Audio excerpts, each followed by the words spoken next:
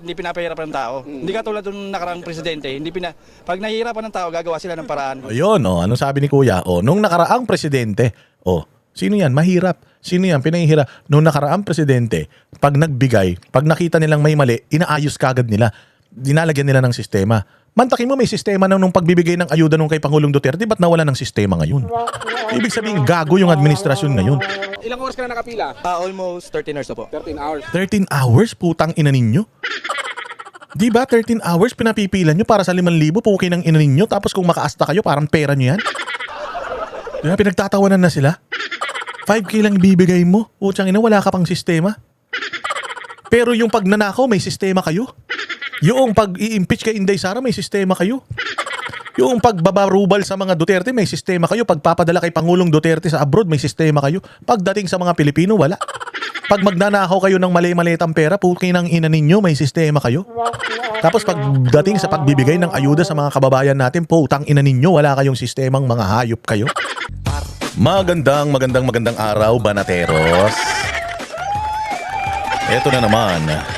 Nandito na naman ang inyong pinaka-paboritong fake news peddler sa balat ng YouTube, Boss D at your service. At pasasakitin na naman natin ang mga uluwatay, balon-balunan, puso, isip at kaluluwa ng lahat ng mga kupal sa Pilipinas. Mga animal, buwisit, pabigat, wala silbi, switik, salot, putok sa buho, hindot, palamunin, sintu-sinto, baliw, abnoy, sabog, batak, bangag, adik, pusher, kawatan, kurakot, magnanakaw, sindikato, membro ng kuratong baliling sa gobyerno, mga miyembro ng Kidnap for Ransom, Madriaga Kidnap for Ransom Group, at may bago, pati yung mga balimbing, babanatan natin. Yung mga manggagamit, mga impacto, maligno, lahat ng masasamang elemento at masasamang espiritu, mga demonyo, satanas, Judas, Barabas, Estas sa Pilipinas. Kamusta naman po mga bossing ang buhay-buhay? Mixed emotions ba tayo? Ayan na, sige, pag-usapan natin ng malupit. Yung reaksyonan natin ng malupit, yung nagdaan na interview ng Banateros Vox Populi sa magaling na mayor ng Maynila na si Isko Moreno. Pero bago yan mga bossing, magano muna kayo, mag-subscribe kayo dito sa channel na to at lumabas muna kayo bago, ayan na naman, iinit na naman tayo. Pag mainit na yung kwentuhan natin, hindi na naman kayo makakalabas. So kaya lumabas na kayo ngayon, yung Boss Dada 2.0, i-subscribe nyo na yan. Walang bayad yan, libre ang subscription sa YouTube. Pag nag-subscribe kayo, toink, hit the notification bell. Lahat ng mga uploads natin dyan, manonotify kayo, magbabago ang mga buhay nyo. Kaya labas na, Boss Dada 2.0, subscribe na, share nyo yung mga videos dyan para sumakit ang ulo ng lahat ng mga demonyo sa Pilipinas. Tapos balik ulit dito dahil maganda pag-uusapan natin. Malupit ang pag-uusapan natin dito ngayon. Walang sugar coating. Wala nang paligoy-ligoy, re-rectahin natin. Siyempre, meron din tayong dalawang Facebook pages, ang Boss Dada TV Facebook pages. I-follow po ninyo yan. Malupit na malupit ang mga bakbakan dyan. Okay?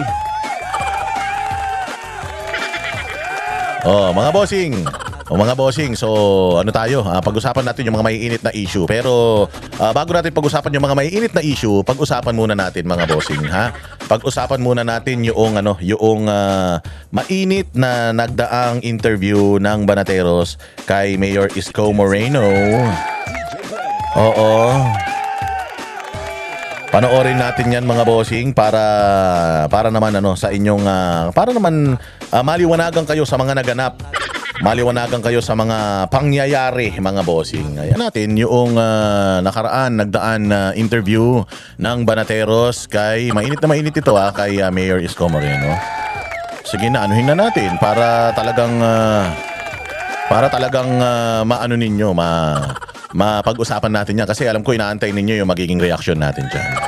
Well, first off mga bossing, nagpapasalamat tayo sa pamunuan ng SMNI kasi binigyan nila tayo ng opportunity para ma-voice out natin kung ano yung mga saloobin talaga ng mga Pilipino. And marami ngayon ang mga nagre-react patungkol dito sa ating interview. O bakit ba natin in-interview si Mayor Isko Moreno? Oo, kasi gusto natin malaman, gusto natin na marinig ng mga Pilipino kung ano ba yung kanyang posisyon sa lahat ng mga nangyayaring issue dito sa bayan natin.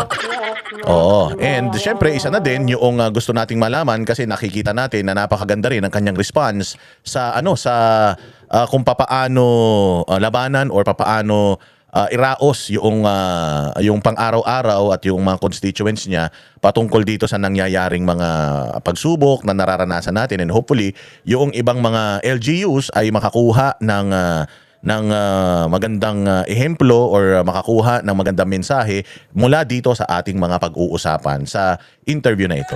So of course, alam nyo naman na kaming mga badateros, particularly ako, si Coach Oli, si Banat Bay, si Master Judea, we rooted for Mayor Isko nung siya ay tumatakbo bilang presidente sa Pilipinas.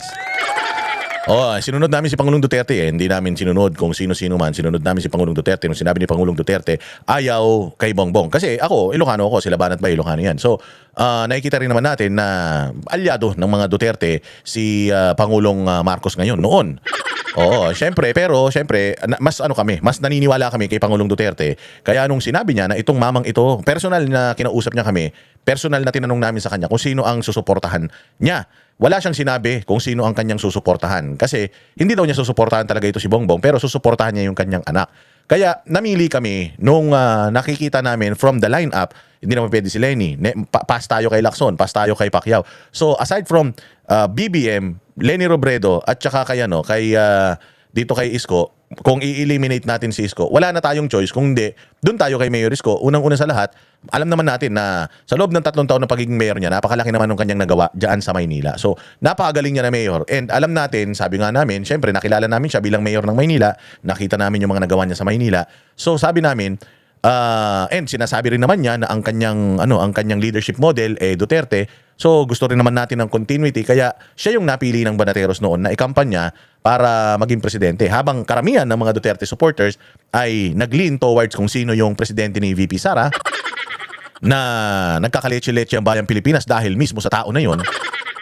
Pinili natin si Isko dahil nakita natin, nagbe-base naman tayo sa resibo nakita naman natin na sa loob ng 3 taon, lahat ng mga previous administrations dyan sa Maynila hindi inagawa niya sa loob ng 3 taon. So, naging positibo si Isko sa atin, and since wala na tayong ibang choice, nakita natin na other than Bongbong Marcos, si Isko yung para sa amin ay strong contender or pwedeng magdala ng maganda na resulta sa Pilipinas. So, dito naman sa Vox Populi, alam nyo naman, kaming mga Banateros, pag tama palakpakan, pag mali banatan, inimbita namin, lahat naman iniimbita namin dyan. And lahat naman, ina-accord namin ng respect.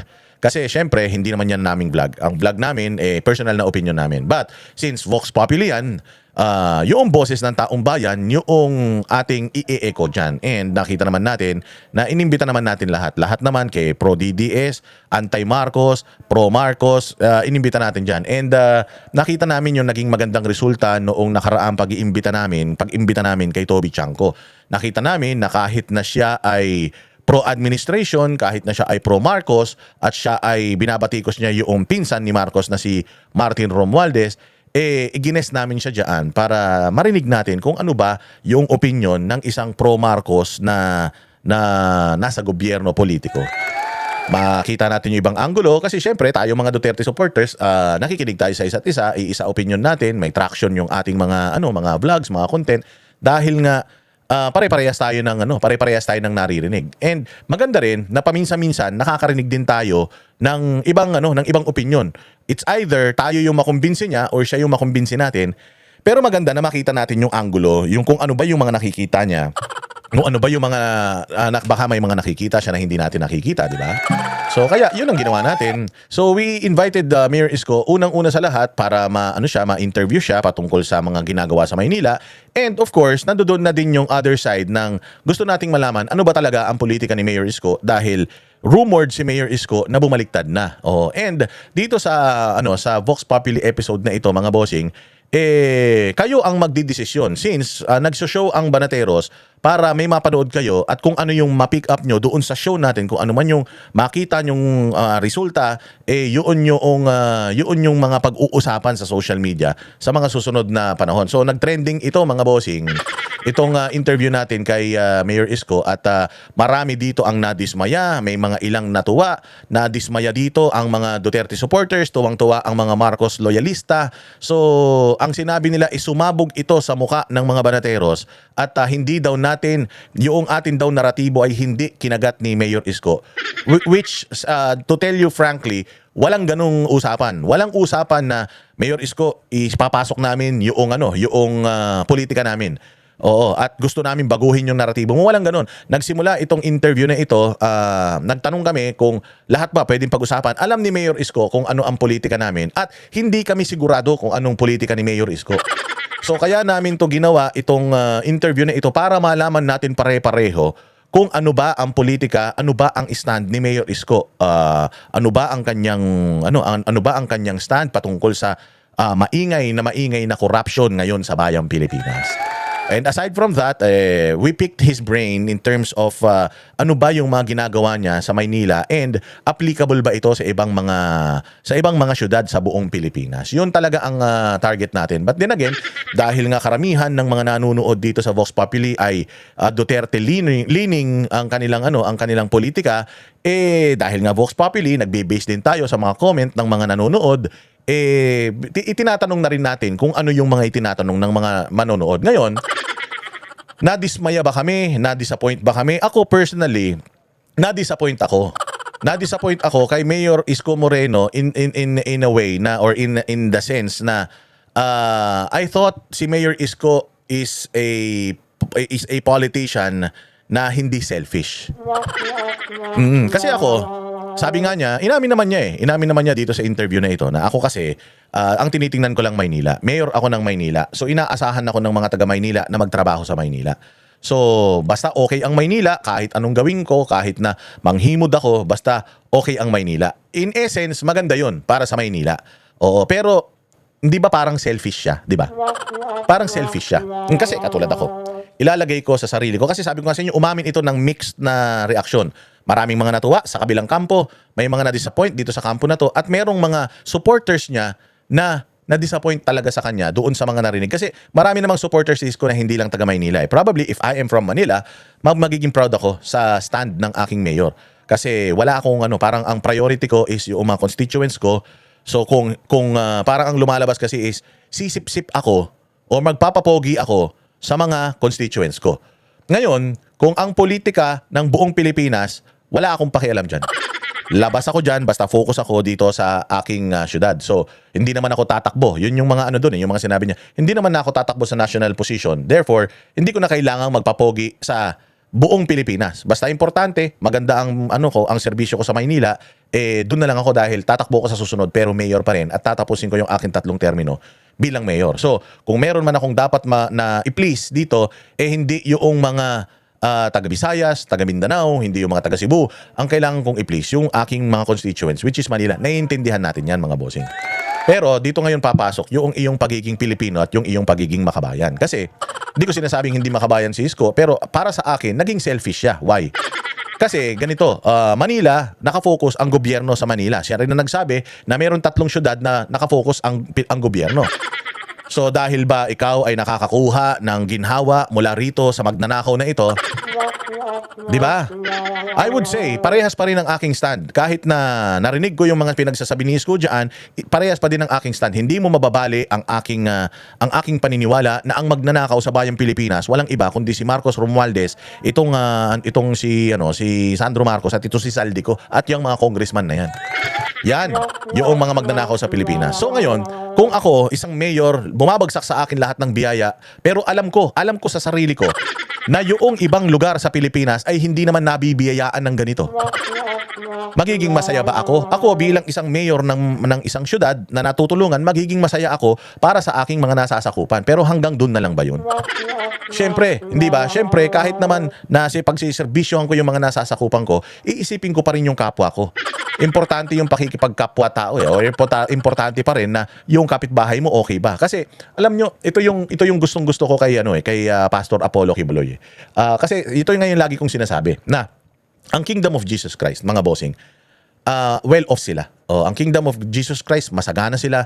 Ang Kingdom of Jesus Christ, self-supporting sila. Sabi nga, na meron nga silang ekonomiya na kahit na maghirap ang Pilipinas at huminto, magsara ang Pilipinas, kaya nilang kumain ng 3 taon dire-diretso dahil maalwan ang kanilang buhay, self-sufficient sila. Kaya nilang mabuhay ng marangya. So ganito, ang KOJC, okay sila, maayos sila, magaan ang kanilang buhay. Pero naisip nila, paglabas ng kanilang tahanan, nakita nila yung paghihirap ng mga Pilipino, nakita nila mataas ang bukod sa poverty rate, nakita nila madumi yung paligid nila, malinis yung bahay nila pero yung labas ng bahay nila marumi, may insurhensya, merong krimen na mga nagaganap. So ang Kingdom of Jesus Christ gumawa ng sarili nilang inisyatibo para i-share yung kanilang wealth. Kasi nga, on their own, okay na sila pero hindi sila naging makasarili. Ang ginawa nila, yung kanilang wealth, yung kanilang ginhawa, yung kanilang yaman ay isinare nila sa kapwa nila. Nagsimula sila dyan sa Davao. Yung Davao Airport, nakakahiya nga naman, property natin, nasa tabi ng airport, tapos yung airport, ang dumi-dumi. So anong ginawa nila? Beautify nila yung airport, nilagyan nila ng mga halaman, libre yon, sagot nila yon. Pati yung mga pagsasaayos ng mga comfort rooms dyan, initiative nila yon, inayos nila yon. Ganun din ang nangyayari ngayon dyan sa Pasig City Jail. Yung paligid ng Pasig City Jail, mayat-maya or hindi man mayat-maya, pero madalas na nililinis yan ng mga taga KOJC. Dahil nga nandiyan dyan si Pastor Apollo Kibuloy sa loob ngayon. Pwede naman nang manahimik na lang siya dyan, kung ano na lang yung niya dyan, kung ano na lang yung environment niya, yun na. Pero sabi niya, hindi, kawawa yung mga preso dito. Kaya ako nilagay ng Diyos dito para makita ko siguro yung sitwasyon ng ating mga preso. Hindi ayos yung mga kinakain nila, siksikan sila. So ang ginawa ni Pastor, kasama nung kanyang mga tagasunod, naglilinis sila dyan, pinaayos nila yung mga Poso Negro, yung mga CR dyan, pinatiles nila, nilagyan nila ng bidet, yung mga selda ng mga preso dyan, kahit papaano, nag-donate sila ng mga malalaking ventilador kasi sobrang init talaga, lalong-lalo na ngayon. So, and maano mo 'yon doon sa mga manifesto ng mga preso doon na simula daw nung dumating si Pastor Apollo Kibuloy doon, kahit papaano yung pagkain nila umayos na kasi even yung pagkain nila diyan na naayos ni Pastor Apollo Kibuloy. So, pwede namang isipin na lang niya yung sarili niya. Ang Kingdom of Jesus Christ, pwede namang isipin mo na lang ang sarili mo, pero hindi. Kasi it's your moral obligation na kung maayos ang iyong nasasakupan, tumulong ka pa rin sa kapwa mo or yung welfare ng kapwa mo i-prioritize mo pa din or at least man lang kahit na papaano i-share mo yung tulong sa kanila kung ano man yung meron ka, di ba? Halimbawa ako. So ganun ang ginagawa ni Pastor. Tumulong siya sa insurhensya. Tumulong siya para maubos sa mga NPA sa Davao. Hindi lang sa Davao, nung naging presidente si Pangulong Duterte, gumastos din siya ng sarili niyang pera para maging aware yung mga magulang ng recruitment process. Ganito, itinayo niya yung show ni Ka Eric at saka ni Doc Lorraine Badoy na nag-e-expose sa mga komunista, paano sila nagre-recruit sa mga sa mga estudyante. So dahil doon naging maalam yung ating mga magulang na i-prepare nila yung mga anak nila pag nagpunta sa mga universities na hindi dapat ma-recruit ng mga NPA. So si Pastor Apollo Kibuloy, ginawa yan. Tumutulong, may beautification program siya. Nagtatanim siya ng puno para sa buong Pilipinas. Saan siya nagtatanim, sa Davao lang?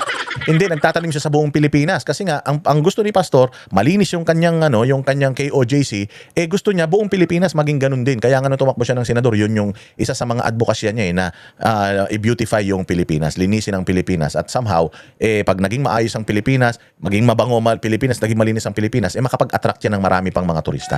Aside from that, meron silang mga foundation na tumutulong sa mga kabataan magpaaral, may mga foundation sila na nagpapakain, may mga foundation sila na nagbibigay ng ayuda. So pwede namang sarilinin ng KOJC yung kanilang wealth dahil okay naman sila, maayos na leader naman si Pastor Apollo Kibuloy sa kanyang nasasakupan, pero sabi niya hindi tama na tayo lang yung nagtatamasa ng biyaya galing sa langit. Kailangan yung buong Pilipinas, kaya gawin natin ang lahat para makatulong tayo sa kapwa natin. So ako ganun din. Ako naman, okay naman ako. Nakakakain naman ako ng maayos. Mayroon naman akong pambili ng gamit. May panggasolina naman ako na bagamat nararamdaman ko din na sobrang mahal pero afford ko. Pero hindi, kumbaga yung effect nitong paghihirap ng bayang Pilipinas hindi talaga full on na nararamdaman ko. Hindi ako naghihikahos, hindi ako gutom na gutom, hindi ako salat. Nakakaluwag naman ako. Pero bakit ginagawa ko pa rin ito? Okay naman ako Okay naman ang pamilya ko, napapaaral ko naman yung mga anak ko. Pero bakit nagsasalita pa din ako? Bakit nag-ano pa rin ako? Nagagalit pa rin ako sa gobyerno? Hindi na ako nagsasalita para sa sarili ko. Nagsasalita na ako para doon sa mga tao na apektado nitong paghihirap ng bayang Pilipinas dahil sa mga magnanakaw at kurakot sa Pilipinas, mga bossing. So hindi ako pabor doon sa sinasabi niya na basta ang importante sa akin okay ang Maynila, wala na akong pakialam sa mga issues ng bansa. Maling-mali po yun. Unang-una sa lahat, tumakbo ka bilang presidente noon. Nung tumakbo ka bilang presidente, ang dami-dami mong plano para sa bayang Pilipinas noon. Ano na nangyari doon? Kasi naniniwala ako, tama lang din pala na hindi ka nanalo. Bakit? Kasi ginagawa mo lang pala yun, nagpaplano ka lang pala para sa bayang Pilipinas noon dahil gusto mong manalo gusto mong iboto ka ng bayang Pilipinas. So kung nanalo ka bilang presidente, meron ka ring tendency na maging katulad ka ni Bongbong. Kasi yung advokasya mo pala, depende sa magiging resulta ng eleksyon. Kasi dahil hindi ka na nanalo ng eleksyon, itinigil mo na din yung pagmamahal mo sa bayang Pilipinas, ganun ba yun? At nag-focus ka na lang sa Maynila. Bakit? Ang Maynila ba wala sa Pilipinas? Hindi ba? So, naiintindihan ko yung sinasabi niya, wala tayong masasabi kay Mayor Isko pagdating sa pagiging mayor niya ng Maynila. Wala tayong masasabi doon. Pero, yung pagiging makabayan niya, yun yung in question dito. At nagpapasalamat tayo sa Vox Populi kasi nalaman ng maraming Pilipino, marami ang nakapanood nitong show na ito, nakita nila kung ano bang klase ng politiko si Mayor Isko. At masasabi ko na sa mga narinig ko sa kanya dito, kaibigan natin yan siya, hindi magbabago yun. Pero yung opinion niya hindi magbabago at yung opinion ko hindi magbabago. Pwede siyang magkaroon ng opinion sa akin, irerespeto ko yun, pero ito ang opinion ko sa kanya. Hindi na talaga siya pwedeng maging senador, o maging vice-presidente, o maging presidente dahil ganito pala ang politika niya, makasarili siya. Makasarili pala talaga siya. Kasi yun nga yung perfect example Ako, hindi naman ako hirap na hirap sa buhay, pero bakit nagsasalita ako patungkol sa mga kahirapan ng mga Pilipino natin? Bakit even no voice out ko yung paghihirap ng mga Pilipino natin? Pwede ko namang, bahala kayo sa buhay nyo. Basta importante, busog ako. Hindi ba? Busog yung pamilya ko. Bahala kayo sa buhay nyo. Kasi kung ganun lahat ng Pilipino, kung ganyan ang lahat ng Pilipino, wala talagang mangyayari. Na magbubulag-bulagan ka kahit na nakikita mo na palpak na yung ginagawa niya dahil busog ka, dahil pinapalamon ka niya, dahil binibigyan ka niya ng mga kung ano-ano, magbubulag-bulagan ka na. So ibig sabihin, napakalaki ng tendency na si Mayor Isko mayroong katapat na ayuda, may katapat na programa, may katapat na pera kasi nga he is willing to just turn a blind eye just for his city to feel better, and wala na siyang pakialam sa mga nasa paligid niya. Yun yung part na ikinasasama ng loob natin. Now, naging successful ba itong show na ito? Para sa akin naging successful ito because bilang politiko nakilala natin si Isko, and pangalawa, naipakita ng SMNI, naipakita ng Vox Populi na tayo, bagamat bias tayo, meron tayong bias sa politika natin, pwede tayong mag-imbita ng mga tao na meron ding sariling politika na kaya nilang maglabas ng kanilang saloobin dito nang hindi sila binabastos. Tao natin sila na inimbita, tao sila na humarap dito. At syempre, kung ano yung opinion nila yun. And klaro tayo doon na yung opinion ni Mayor Isko dito ay hindi ganun ang opinion natin at hindi natin sinasang-ayunan nun. Dahil pag tama palakpakan, pag mali banatan, si Mayor Isko, bagamat kaibigan natin, bagamat maayos ang ating relasyon sa kanya, bagamat nagre-respetuhan tayo, ay re-reactionan natin according doon sa ating pagkakaintindi yung kanyang mga pinagsasabi dito. And makikita nyo talaga dito sa show na ito, nakikita nyo talaga yung negative na comment ng mga tao. Makikita nyo rin yung mga vlog ngayon ng kabilang kampo na parang sinasabi nila na napahiya ang Banateros dahil hindi namin naipasok kay Mayor Isko yung politika namin. Na hindi, akala namin DDS si Isko, pero hindi pala. Hindi naman talaga DDS si Isko Hindi naman talaga siya DDS. Hindi naman talaga, Aksyon Demokratiko, independent yan Kaya lang, makikita talaga natin na sip-sip si Isko. Yun Yun lang talaga yung ano natin. Yun lang. For the lack of better term, yun talaga yun. Na si Isko, walang loyalty kahit kanino. Na si Isko, ang loyalty niya nasa Maynila lang. At dahil nasa Maynila yung loyalty niya, good job sa kanya, maganda yung nangyayari sa Maynila. Pero, kiss Asya. Na si Isko ay huhimod, tumbong sa kung sino yung nasa kapangyarihan para lang, inamin naman yun hihimurin ko lahat ng hihimurin ko para maging maayos ang aking Pilipinas. Kaya lang, dito sumablay si Mayor Isko doon sa nung sinabi niya na BBM is doing a good job. Kasi pag sinabi mo na BBM is doing a good job, probably in Manila, in Quezon City, in other cities, San Juan that he's helping, maybe he's doing a good job there. But in general, is he doing a good job? Sana sinabi mo na si Pangulong Marcos is doing a good job in Manila. He's giving us what we need. So he's doing a good job. Now, is he doing a good job in general sa buong Pilipinas? That I do not know. I'm only speaking for my city. Pero yung sinabi mo na he's doing a good job sa kanyang laban sa korupsyon. He's doing a good job sa kanyang pagsik ng accountability. Majority nga ng mga Pilipino siya yung sinasabing sangkot Ngayon sinasabi mo na he's innocent until proven guilty. Paano nga natin mapoprove na guilty? Meron ngang mga impeachment na i-file sa kanya sa Congress, dinismiss nga ng Kongreso. Hindi ba? So paano natin mapoprove na guilty? Samantalang tayo na mga nagsasalita against sa mga masasamang nangyayari sa gobyerno, pinakukulong nila. So, alam mo yun yung gusto kong sabihin na he may be speaking for Manila, pero yung sabihin mo na he's doing a good job, it's as if ina-undermine mo yung nararamdaman na paghihirap ng milyong-milyong Pilipino because 70% ng Pilipino mahirap. 70% ng Pilipino apektado nitong nangyayaring mga problemang ito. And then you're gonna say na he's doing a good job. 170 pesos, 150 pesos ang presyo ng diesel. Nagmahal ang presyo ng ganito, nagmahal ang presyo ng ganyan. So hindi mo ba pwedeng sabihin na he's doing a good job in Manila, pero in terms of economy, bagsak talagang ekonomiya natin. In terms of yung address nila nitong issue na ito, bagsak ang grado niya sa akin. But then again, dito sa Maynila, maganda ang ginagawa niya. I hope na sa lahat ng mga syudad sa buong Pilipinas, mula Apari hanggang Hulo, I hope na maganda ganito yung klase ng pagbibigay niya ng tulong. Because again, kung ganyan yung klase ng pagbibigay niya ng tulong, wala naman magrereklamo O hindi ba? So yun lang yung mga nakita natin dito na hindi maganda. And of course, si SMNI, naipakita natin dito na si SMNI patas siya. Na kahit na supporter or talagang sinusuportahan nila si Pangulong Duterte, ang SMNI is welcoming opinions from yung opposition. Na hindi tayo bastos dito, na anyone, even Trillanes, Ontiveros, pwedeng magpunta rito para sabihin kung ano yung politika nila. Basta willing silang sumagot doon sa mga tanong natin. Kasi grabe yung mga tanong namin kay Isko dito. Meron lang talaga siyang opinion at yung opinion niya nakabase talaga doon sa Maynila. Kaya alam ko na he's trying to be safe, he's trying to yung ayaw niyang ma-offend yung government na tumutulong sa kanya, naiintindihan naman natin yun. Pero ayun nga, nakita ng mga Pilipino dito na hindi taga Maynila kung anong klaseng politiko si Mayor Isko Moreno. Magaling siyang mayor ng Maynila, no doubt, 100%. Lahat ng mga programa niya, the way he's addressing yung issues ng syudad niya, wala, taas ang kamay natin, dalawang kamay, magaling siya. Pero bilang isang Pilipino, bilang isang nag-aspire na presidente na maglilid sa buong Pilipinas, nakita natin kung anong klaseng tao si Mayor Isko.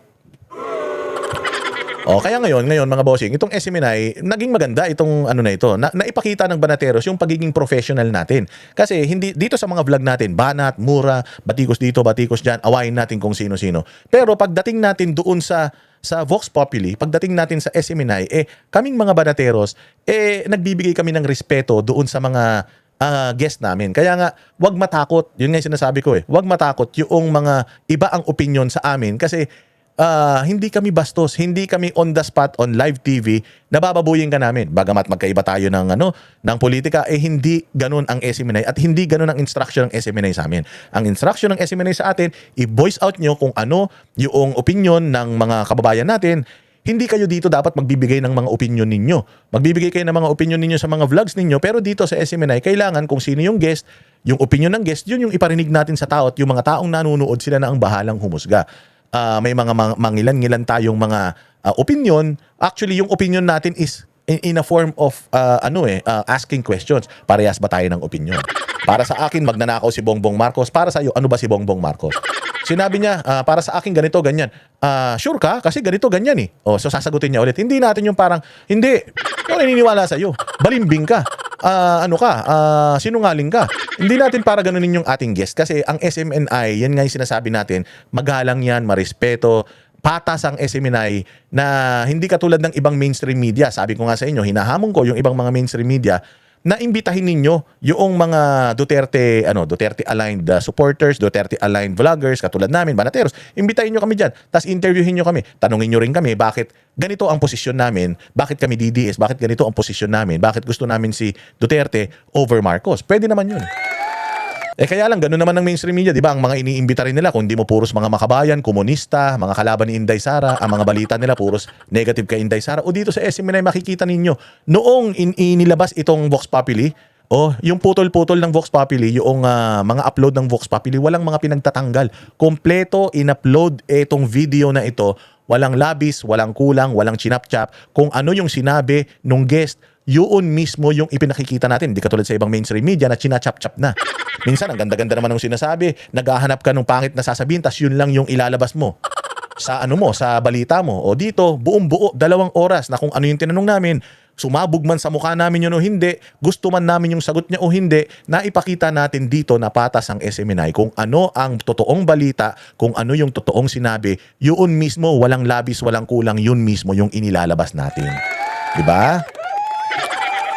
So disappointed ba ako kay Isko? Oo, sobrang disappointed ako. Kasi hindi naman ako taga Maynila, 'di ba? Ako'y taga ibang syudad naman, nakakainggit sa Maynila kasi natutulungan ng Maynila, magaling ang mayor nila. Parang Davao din. Isa pang magandang halimbawa mga bossing na ang isang syudad hindi mo kailangang sumipsip sa presidente. Bakit? May sarili naman kayong yaman may sarili kayong pondo.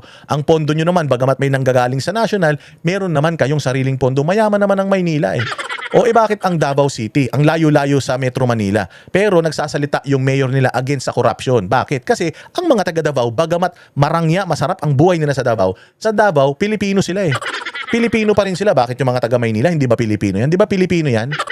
So, yung mga taga Maynila ba, hindi ba nila presidente si Bongbong Marcos? Di ba presidente nila yan? So, okay lang naman siguro yung mga taga Maynila, bagamat na sila ay masarap ang kanilang tulong na nakukuha nila. In general, bilang leader ng Pilipinas, pwede silang magsalita sa presidente na, salamat sa tulong na binibigay mo sa amin, pero sana lahat natutulungan mo. Natutulungan mo ba lahat? O ito bang binibigay mo sa amin, hindi nyo ninakaw?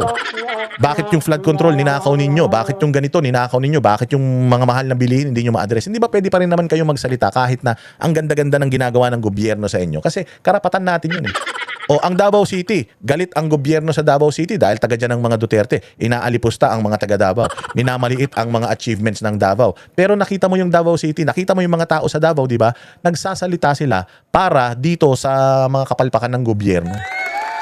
Kaya naman ng Davao City yung sarili nila. Marami rin naman silang mga proyekto. Yung peace and order nila, in fairness, mas matahimik sa kanila kaysa sa Maynila. Huwag niyong sasabihin na mas magulo ang Maynila. Hindi mas marami, mas malaki ang nasasakupan ng Davao City. At di hamak na mas magulo ang Davao City. Bakit? Kasi dito sa Maynila, marami lang mga kriminal, masasamang loob. Sa Davao City, may mga terorista pa, may mga komunista pa, may Abu Sayyaf pa, may ISIS pa. I mean, lahat yan, yung city nila, sinishield nila para hindi makapasok yung mga yan. So I would say na mas mahirap i-manage ang Davao City. Pero dahil nga maayos ang leader ng Davao City, parang leader din ng Maynila na maayos. Maganda yung Maynila and maganda yung Davao City. Pwede na lang bang manahimik yung mga syudad na malalakas, magaganda dahil maayos ang kanilang posisyon sa buhay? Hindi. Bilang isang Pilipino, it's your moral obligation na kapag may nakikita kang mali, sitahin mo. Mayaman ka, bilyonaryo ka, pag may nakita kang inaapi na kapwa mo Pilipino, dapat nagsasalita ka. So, ipasok nyo na naman sa China. Yes, yung mga Chinese na yan na inaalipusta yung mga kababayan natin dyan sa South China Sea na yan, galit tayo sa ginagawa nila sa mga kababayan natin dyan. Dahil kalahi natin yan Ako bilang Pilipino, nakikita ko yung kapwa kong gutom na gutom. Awang-awa ko, kaya nga in my own little way, tumutulong ako So, ganun tayo dapat. It's our moral obligation, mga bossing, na pag may nakita tayong mali, sasabihin natin yan. Pag may nakita tayong hindi tama, i-correct natin yan. Dapat ganun. Hindi pwedeng maayos naman yung pamilya ko, okay na kami, bahala kayo sa buhay nyo. Nasusunog yung bahay nung kapitbahay mo, bahala siya, wala siyang fire hydrant Wala siyang fire extinguisher Hindi mo na siya tutulungan na na patayin yung apoy. Pwede yung apoy niya pumunta sa bahay mo at masunog din yung bahay mo, di ba? So, yun lang naman. Yun lang naman yung ating mga nakikitang mali dito sa posisyon at disposisyon ni Isko. Again hindi natin sinasabi na mahinang leader si Isko, maayos siya. Pero dito na-expose siya at yun yung success story nitong Vox Populi na ito. Na-expose si Isko Moreno kung anong klaseng politiko siya. Na-expose si Isko Moreno na makasarili pala siya. Na-expose si Isko Moreno na yung mga pangako niya nung nakaraang kampanya wala, budol lang din. Kasi wala naman pala talaga siyang pakialam sa buong Pilipinas. Ang pakialam naman pala niya, Maynila lang. So, kung nanalo si Isko bilang presidente, malamang sa malamang na magfo-focus lang siya sa Maynila at hindi sa buong Pilipinas. Wala siyang paki. Sasabihin ng mga nasa paligid niya, basta ang importante okay siya. Basta ang importante okay sila. Yun ang masaklap. Pero pwede rin naman, sabi nga natin, hindi naman siya nanalo, so pwede rin na maging maayos siya ng presidente. Pero ayun nga, sabi ko nga sa inyo, na-expose si Isko dito and na-confirm ng mga Pilipino yung pagiging balimbing niya. Kasi tinanong din siya rito. Sinong itataas mo ba yung kamay ni Inday Sara? Sinong itataas mo ang kamay? Ang sabi niya, wala akong itataas na kamay. Kung sino yung presidentiable na tatakbo, hihingi ng tulong sa Maynila, so long as wala silang mayor na kinikeri, tatayo ako sa kanila. Lahat ng kamay itataas ko. Paano yun? So ibig sabihin, ganun siya, balimbing talaga siya. Kung sino yung makakatulong sa kanya, yun ang politika niya nakalin. Nung panahon ng mga Duterte, inaway niya si Pangulong Duterte kasi nga gusto niyang tumakbong presidente. Tapos noong tumatakbo na siya ng presidente, ginagamit niya na si Pangulong Duterte, di ba? Duterte na siya noon. Natalo siya. So nung natalo siya ngayon, yung tumalo sa kanya, kakampi niya na. Bakit? Kasi nga, nilalagyan ng langis yung kanyang labi. Hindi kanyang labi, hindi personal nilalagyan ng langis yung Maynila. So nilalangisan yung Maynila. Maayos ang takbo ng Maynila. Well-oiled ang Maynila. Pero ayun nga, yung mga taga-ibang lugar, yung mga hindi taga-Maynila, ano ang tingin sa kanya ngayon? Yun yung success story nitong Vox Populi. So sumabog ba ito sa mga mukha namin? Hindi. Na-expose namin kung anong klase ng tao yung guest namin. Same goes with Toby Chanco. Mas galit kay Isko Moreno yung tao ngayon kaysa kay Toby Chanco. Kasi nung kay Toby Chanco, in fairness kay Toby Chanco, nung sinasagot niya yung mga tanong natin, hindi siya presko, hindi siya mayabang. Nung sinasagot niya yung mga tanong natin, kino-consider niya yung nararamdaman ng mga nanonood. Ang sinasabi niya, you may disagree with me on this. You may hate me when I say this, but this is my opinion. Ganun, yung alam mo yun, maganda yung pagkaka-deliver ni Toby Chanco nung mga sagot niya, kahit na alam natin na pinagtatakpan niya si Bongbong Marcos, maganda yung kanyang maganda yung kanyang pag-deliver ng mga sagot na parang hindi nakakasama ng loob. Sasama ang loob mo sa sasabihin ko, pero sasabihin ko dahil ito yung opinion ko. Ganun ganun. Iba yung manner ng pagsagot ni Isko. Yung manner ng pagsagot ni Isko is medyo brusko Pero bilib na bilib kami kay Isko kasi hindi naman siya katulad nung iba na dahil alam niya, katulad yan, alam niya nung nagpunta siya dyan sa SMNI, alam niya na maraming magagalit na mga Pilipino sa kanyang posisyon. Pero nagpunta pa rin siya. Alam niya na SMNI yan, alam niya na Duterte leaning yung istasyon na yan. Pero malakas ang loob niya pa rin na kinongratulate si Bongbong Marcos dyan at nagpasalamat siya personal sa itinutulong ni Marcos sa kanyang syudad. So, hindi niya pinlis ang SMNI. Hindi niya pinlis yung mga host ng Vox Populi. So, dito malalaman mo si Isko, may itlog talaga siya. Kumbaga, matigas talaga ang mukha niya at wala siyang pakialam kung anong iisipin ng tao sa kanya. Basta, ang maganda rin sa kanya, balimbing ako. Deal with it, whether you like it or not, bahala kayo. Basta balimbing ako. Yun yung niya dito, idiniin niya dito. Which is, nire-respeto natin yan. Sabi ko nga, kung meron pang iba tayong mga guest dito, kahit si Trillanes, si guest natin dyan, tatanungin natin siya. Basta wag lang siyang mapipikon. Kasi si Isko hindi siya napikon dito Ang dami namin mga itinanong sa kanya, pero hindi siya napikon. Sinagot niya yun ng ayon sa kanyang capacity at ayon sa kanyang personal na opinion. So natutuwa kami na kung feeling nung iba, nasaktan sila, feeling naman nung iba, ng mga loyalista, natuwa sila. Yun ang purpose nitong show natin Di ba? Yung maniwala, yung mga, magkaroon kayo ng sarili ninyong opinion, kayo mismo, mag-isip kung ano ba sa tingin ninyo yung pwede nyong makuha dito sa show na ito. So, successful ito. Hindi ito failed interview. This is a successful interview and masasabi ko na isa sa mga pinakamagandang interview namin. Why? Kasi magkakaiba kami ng opinion. Narinig ninyo yung opinion namin, yung pagiging mapait namin sa administrasyon. Narinig nyo rin yung ibang side, yung side nung natutuwa sa administrasyon. And sabi nga nila, pag pinaghalo-halo mo yung sweet, sour, salty, pag pinaghalo-halo mo dun, masarap yun.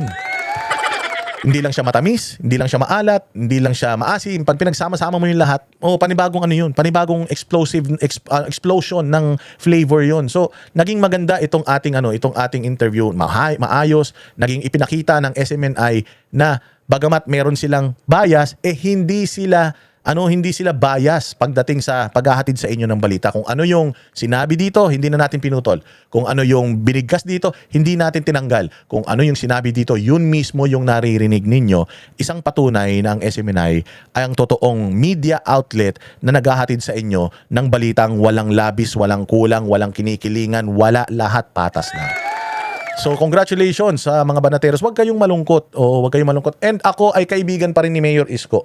Oo, ako ay nag-start na mag-vlog bilang isang Iskonian. At hindi magbabago yun. My respect for Isko as a person, my respect for Isko as a mayor will stay intact. But yung aking pagtingin sa kanya bilang isang Pilipino nabawasan. Yung pagtingin ko sa kanya bilang isang politiko nabawasan.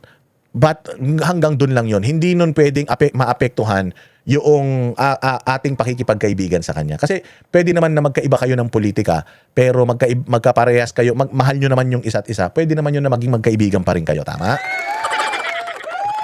So ako hindi ko i-sugarcoat. I will not say na, Isko, just mean this. Isko, ganito lang ang ibig niya sabihin. Ganito. No. Wala na tayong problema doon. Isko is a good mayor, is the best mayor of Manila. He is the best mayor na nagkaroon ang Manila. Yun, wala na tayong question doon. But yung ibang usaping politika, pambansa, talagang doon nag-fail yung kanyang credibility. And feeling ko naman, wala siyang paki. Nire-reactionan lang natin. Gusto ko lang marinig ninyo na gusto ko lang na i-congratulate ang SMNI Vox Populi at lahat ng mga kasama namin dito sa show na to, pati yung production team, na masasabi ko na itong interview kay Isko, isa sa mga pinaka magandang naging interview natin sa Vox Populi dahil nga ipinapakita natin kung anong klase ng tao itong mga ini-interview natin dyan. At hindi tayo nag-hold back sa mga tanong natin. Yung mga tanong natin kung gaano kainit yung itinatanong natin sa lahat, ganun pa rin kainit ang tinatanong natin. Hindi man natin magustuhan yung sagot, magustuhan man natin yung sagot, ginawa pa rin natin yung ating trabaho na ipakita sa inyo ano bang klaseng mga tao itong mga iniimbitahan natin dito at ini-interview. Then it's up to you to interpret, decide whether you're still gonna like this person, you're gonna hate this person, or you're gonna worship this person. It's all up to you. Ito po ang purpose ng aming show, Vox Populi. Boses ninyo, kung ano yung inyong interpretasyon, yun po ang mangingibabaw sa bayang Pilipinas dahil syempre Vox Populi, boses ng nakakaraming taong bayan. Diba? Ganda, diba?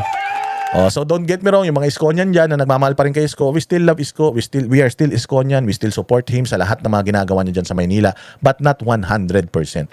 Hindi ba? Pwede naman ganun eh. Pwede naman ganun. Kaya ito, pakinggan natin yung ilang mga sinabi niya dito para lang dissect pa natin yung iba pang mga baka may mga na-miss out tayo. Ito. Mayor, tatakbo ko ulit. Ayun. Mayor, Yan, bumalimbing ba? hindi na todits na lang ako. Promise, Meron ko ng anak, nag-return pa. may awan Diyos, may 2 term pa ako. Tapos anak mo naman. Hindi na. Ay, magkamukha naman kayo. Hindi ba yung mga tanong namin, alam mo yun, yan din yung tanong ng tao. Trapo ka ba? Magpapalit-palit lang ba kayo ng pamilya mo, hindi ba? Alam mo yun, yung may tinatanong ba to ng mainstream media? Hindi naman. Kami yung tanong ng tao, kung ano yung talagang nengguay sa kalsada, yun yung tinatanong namin. Yun ang magandang dynamics ng Vox Populi at ng Banateros. Kasi we all came from the streets eh. Walang alta sa amin, walang nag-aral sa Lasal.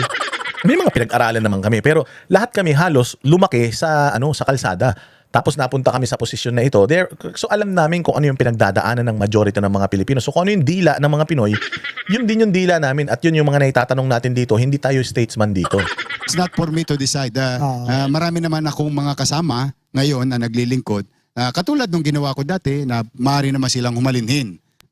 Nasa tao naman yan. Kamusta naman kayo yung dating mayor? Okay naman, nagkita kami nung birthday ni Boss Danny. Nagbisita ako sa... Ito yung mga gusto malaman ng tao eh. Naging magkaaway sila ni Hani Lacuna. So kamusta na kayo? Puntod. Nagkita kami ng Ninang, nagkita kami ni Roland na Sa buong NCR, ikaw yung pinakamasigasig talaga dito. Talagang tinututukan yung kriminalidad. Congratulations oo. sa pagkakahuli. Napakarami sunod-sunod eh. Ayan, so nakita nyo, kinocongratulate natin siya doon sa mga nagawa niyang maayos dito sa kanyang syudad. Yung mga paghuli, doon sa mga nakikita ng CCTV, yung mga pagpatay, pag-hold up, nahuli dito mga bossing ni Mayor Isko. So maayos yung yung kanyang politika sa Maynila, no doubt napakagaling niya. At sana sundan ito ng lahat ng mga mayors. Ang dalawang mayor na gustong-gusto ko talaga, actually tatlo eh. Ang tatlong mayor na gustong-gusto ko, yung mayor ng Marikina, itong Maynila, at saka yung Davao. Pwede na natin isama si Vico Soto dahil maganda rin naman ang ginagawa ni Vico Soto sa Pasig. Sige, isama na rin natin yung Makati. Oo, pero talagang ang hinahangaan ko na mayor, dalawa, si Isko at saka si Mayor Baste talaga. Without bias kay Mayor Baste, dahil kaya nga ako lagi nagpupunta ng Davao eh. Kasi nakita ko talaga na maayos ang Davao. So, walang problema doon. We are giving credit when the credit is due. Hindi ibig sabihin na si Isko hindi natin gusto yung pang buong bansa niyang politika hindi na natin papansinin yung kanyang mga magandang nagawa sa syudad niya. Ganyan parehas tayo, lalong-lalo na pag nasa SMNI tayo. Kasi yan ang sinasabi ng SMNI bagamat may mga sarili kayong opinion, kailangan pagka may mga guest tayo, dapat nire-respeto natin, dapat ina-accord natin ng maayos or ina-address natin ng maayos. Kung hindi natin gusto yung sinasabi nila, wag kayong parang si Mike Abe na pag hindi na gusto yung guest, inaaway na, hindi dapat ganon. Pwede namang magpalitan ng opinion ng sibilisado. Pagdating dito sa vlog natin, murahin natin. O tayo na bida rito. Pero pagdating diyan, syempre, kailangan i-project pa din natin yung somehow meron tayong fairness, lalong-lalo na pag nandiyan sa show. Oh. Hindi, ako naman hindi naman ako nagkukulang. Pag ginawa nila sa Maynila, good lang yung mga time makakalawit namin. Tingnan ko, pinadala ko sa NBI. Natuwa naman ng NBI. At maaari, una, siyempre, yung mga tulongges, magbagong buhay na kayo. Kung di naman, wala naman ako magagawa. Pero, pag ginawa nyo sa Maynila, not worth it. We'll go after you. Yorme, may issue dyan na yung tungkol sa mga, di ba, yung nakubad, na naglalakad-lakad sa kalsada, mga tambay. May mga issue na ito daw ay anti-poor lang. Kasi napakarami pa rin daw ngayon sa Malate, especially sa Malate, na mga illegal na mga Koreano na nagdodroga sa loob ng mga JTB, KTB. Ay hindi sila pinupuntirya, pero yung mga nakatambay lang, sila pa ang pinupuntirya. Parang ang iniisip tuloy ng iba, bago kami yung hulihin ninyo, na nakaubad lang naman kami, wala naman kami ginagawang krimen. Katulad ito, opinion ito opinion ito ng mga tao na yung pag-hunting nyo sa mga nakaubad Diyan lang naman kayo pumupunta sa mga iskinita. Paano nyo sasabihin na hindi anti-poor yan? Nagpupunta kayo doon sa mga lugar kung saan mainit, walang mga aircon yung mga bahay, naghahalo ng simento. Hindi naman kayo nag-iikot sa mga subdivision, hindi naman kayo nag-iikot sa mga Central Business District. Di ba? Yun yung mga tinatanong namin. Kung ano yung karaniwan na tanong? Bakit hindi unahin yung mga galugurin nyo yung mga club doon, na kung saan, doon mismo sa loob ng club, tumitira sila? Good point, no? Bad. Hindi ko masyadong iniintindi yun nowadays kasi nasa krisis tayo. Mas inuuna ko muna, paano ko ba maitatawid, maiibsan, mapapagaang? Dito, ito pa yung isa. Napaka-generic naman ng question di ba? Ako, bilang isang Pilipino, na maayos naman ang nagdadamit naman ako sa labas, para sa akin, hindi ko alam kung ang ibig sabihin dito ni Isko is, unahin natin yung problema ng Pilipinas sa kahirapan, problema ng Pilipinas sa krisis. Wag natin unahin yan. Kasi yun yung sinasabi niya rito Iba lang yung pagkaka-deliver niya. Pero feeling ko yun yung sinasabi ni Isko dito na maraming problema yung syudad So hindi ko pinapansin kung ano yung mga ipinapatupad-patupad nila. Pero kung ako naman, ang sagot ko rito, maganda naman yung magkaroon ng disiplina yung mga Pilipino. Pero siguro, mas maganda na kesa, ano na lang natin, sabihin na lang natin sa mga Pilipino na magkaroon ng disiplina. Pero kung ifo-focus natin yung energy natin doon, maggagalugad tayo para lang sa mga nakahubad, para sa akin, it's a waste of energy, lalong-lalo na ngayon, waste of time and money. Lalong-lalo na ngayon na meron tayong krisis. Every centavo counts. Every drop counts ng gasolina. So, siyempre, pag nagpunta tayo, naggalugad tayo, gumagamit tayong gasolina. Gumagamit tayo ng mga resources. Gumagamit tayo ng mga tao, sweldo ng mga tao. Imbis na itong mga tao na to, ginagampanan yung kanilang mga tungkulin, nag-iikot-ikot dito. So, alam mo yung ibig ko sabihin? So, as much as makatipid tayo, gawin natin kasi ang kailangan nating i-address ngayon is yung papatay sa tao. Di naman papatay sa tao yung mga nakahubad. Normal, yung mga kriminal, may mga baril, may mga kutsilyo, huliin yan. Pero yung mga nakahubad na yan, hindi naman yan papatay sa tao. Pwede naman natin sigurong gawin yan. Pero mas maganda siguro, ipagpaliban natin yan or ibigay natin yung mandato sa mga barangay na ipagbawal yung mga nakahubad, pabayaan na natin yan sa kanila, yung otoridad, ilagay na lang natin sa totoong mga issues ng bayan, and then i-address natin itong kakulangan natin sa enerhiya, gasolina, taas ng presyo, bla bla bla. Mas okay sa akin kung ganun yung sagot kesa sa, hindi ko kasi iniisip yan. Marami kasing problema ang Maynila eh.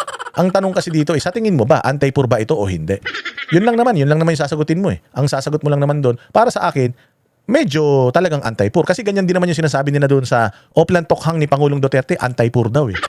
So if that applies to Pangulong Duterte's Tokhang, it also applies here. Para sa akin, medyo anti-poor ito. Kasi nga, makikita nyo naman yung sa mga balita na nagpupunta sila sa mga lugar na hindi naman subdivision. Hindi naman central business district. Wala naman silang operation doon. Nag-ooperate naman sila doon sa mga lugar kung saan may hirap yung mga tao. So pwede mo sabihin na hindi naman siya anti-poor siguro, pero mas tinatamaan lang dito yung mga mahihirap dahil nagpupunta sila at marami sa mga ganyan, mga nakahubad, nandoon sa mga area kung saan yung mga maralita natin mga Pilipino, yung mga third class sa laylayan. So masasabi ko na pwedeng hindi siya anti-poor, pero ang apektado nito is karamihan mga mahihirap. Hindi ba? Pwede naman ganun eh. Yung hirap na dinaranas ng tao sa kasalukuyan dahil sa krisis. So more than anything else, ako ganoon. Ngayon, halimbawa naman, if there is right information about they're doing it in Manila, itong mga Koreano o banyaga, magiinuman sa kalsada na walang permiso. Kasi minsan pinapayagan naman natin, lalo na kung may mga birthday, dala ng mahihirap yung kapitbahay, yung mga kababayan kong iba, sa labas na lang sila naghahanda. Oo na, mainit sa oblo. Ayun yung sinasabi naman natin na kailangan din ang batas, hindi mo binibend, pero kailangan may considerations, hindi ba? Maganda rin yung sinasabi ni Isko rito. Well, hindi naman lahat ng sinabi niya rito pangit. May sinabi siyang di natin nagustuhan, maybe pangit sa atin. Pero may mga sinabi rin siya dito na may sense. Ito yung politika. Love and understanding and care sa ating mga minor de edad. Yorme, maraming nag-comment ngayon sa social media. Ito na, comment ng social media. Balikan natin ng konti yung politika. One, medyo bumalimbing na daw kayo dahil dati bumabanat kayo kay Marcos. Ngayon, tila parang pinopromote daw ninyo. Ano masasabi nyo dito sa mga nagsasabi sa inyong bumalimbing na daw po kayo? Tanong yun. It's not an opinion. It is a question na tama lang naman nasagutin ni Isko. Ano ba talaga yung politika niya? Maganda, di ba? Yung balimbing, depende yan. May matamis, may maasim. Ngayon, sa klase ng balimbing na si Isko, ano siya, matamis ba o maasim? Kasi ako I would say talaga na balimbing si Isko. Oo, para rin siyang mga rimulya. Pasensya na, kaibigan ko siya, pero ito ang tingin ko after nitong interview na ito. Nabalimbing siya kasi inaaway niya yung mga Duterte, biglang naging okay siya sa Duterte, tapos biglang ngayon hindi naman niya inaaway yung mga Duterte ngayon kasi alam niya na malakas ang mga Duterte sa 2028. So, ang umo-okay naman siya ngayon kay Bongbong. Di ba ganyan din yung mga rimulya? Nung una, kay kay Binay, biglang naging Duterte, tas ngayon Bongbong na. So, ang politika ng mga rimulya at ni Isko, parehas. Kung sino yung nasa kapangyarihan, yun yung nila. Yun yung kakampi nila. Now, bakit niya binanatan si Pangulong Duterte noon? Nasa kapangyarihan. Paalis na si Pangulong Duterte noon eh. Tapos may balak siyang tumakbo. Gusto niya maging standard bearer ng Liberal Party noon eh. Kaya inaway niya si Pangulong Duterte para makuha niya yung mga dilawan. Kasi may usapan noon na para matalo mo si Bongbong Marcos, isa lang ang tatakbo. Yun ang usapan noon. Ngayon, nag-usap-usap sila. Si Lacson, si Pacquiao siya, si Leni Robredo. Sabi ni Leni Robredo, hindi daw siya tatakbong presidente. So kung hindi tatakbo si Leni na presidente, walang standard bearer ang Liberal Party. Yun yung pagkakataon na nakita ni Isko na kailangan kong makuha yung Liberal Party. So para makuha ko yung Liberal Party, aawayin ko si Pangulong Duterte. Pagdating sa approach niya sa pandemic, aawayin ko siya para makuha ko yung ako ang i-promote ng Dilawan. Kasi dalawa lang naman maglalaban talaga dyan Marcos at saka Dilawan. Loyalista at saka Dilawan. Yun lang naman Loyalista DDS at saka Dilawan. So ginawa ni Isko yun. Ang problema, si Leni Robredo, scammer. Sabi nga niya kinuwento niya yun sa amin sabi niya, ang usapan nun, hindi siya tatakbo kaya ako nagdeklara kasi walang standard bearer yung liberal. Kaya ako nagdeklara para makuha ko yung liberal at the same time, ako yung maging standard bearer. Walang standard bearer hindi naman pwede si Lacson. Hindi naman pwede si Pacquiao. Sabi kasi ni Pacquiao at ni Lacson, hindi sila aatras. Pero si Lenny umatras na. So nakita niya yung opportunity na yun. Biglang kinaumagahan daw nung nagdeklara siya, natatakbo siya ng presidente, biglang naging kulay rosas daw yung bukas. O kaya napasubo na siya. Napasubo na siya na tumakbo ng presidente. Kahit na alam niyang hindi siya mananalo, napasubo na siya kasi nga ibinigay niya na yung pagka-mayor kay Lacuna. Sinabi niya na ikaw na ang tumakbo mayor, ako na ang tatakbo ng presidente. O kaya gano'n na nangyari mga bossing. Hindi din naman niya ine-expect na si Hani Lacuna tatarantaduhin yung Maynila. Saya kahit sinabi niya kay Hani Lacuna na ikaw na, kinuha niya ulit kay Hani Lacuna. So yun yung istorya noon mga bossing. Kaya inaway niya si Pangulong Duterte. Tinan mo nung tumatakbo na siyang presidente. He's hoping na i-endorse siya ni Pangulong Duterte. Hindi siya in-endorse ni Pangulong Duterte pero hindi na siya bumabanat sa mga Duterte noon. Kasi nga alam niya na pag binanatan ko yung mga Duterte ngayon, wala na lalong boboto sa akin. Alam mo yung mga ganun. So nakita na natin kung anong klase ng politika meron ito si Isko. Ganun pala talaga siya. Kung sino yung mapapakinabangan niya, yun ang kakampi niya. So yun yung na-expose dito. Naging successful ba ang Vox Populi o hindi? Yes, naging successful. Kasi na-expose natin kung anong klase ng politiko si Isko. Again, hindi ba siya magaling na mayor ng Maynila? Magaling, pinakamagaling na mayor ng Maynila. Siya ang pinakamahusay na naging mayor at palagay ko, pinakamahusay na magiging mayor. Walang mayor na makakatapat sa ginawa niya sa Maynila, mga bossing. No doubt about that. Huwag kayong magagalit. But I'm speaking in yung kanyang personality as a politician and as a Filipino. Yun yung ano ko. Nakain niyo na ba yun? Wala akong ganun Action Demokratiko ko At ang tinakbo ko po yung mayor.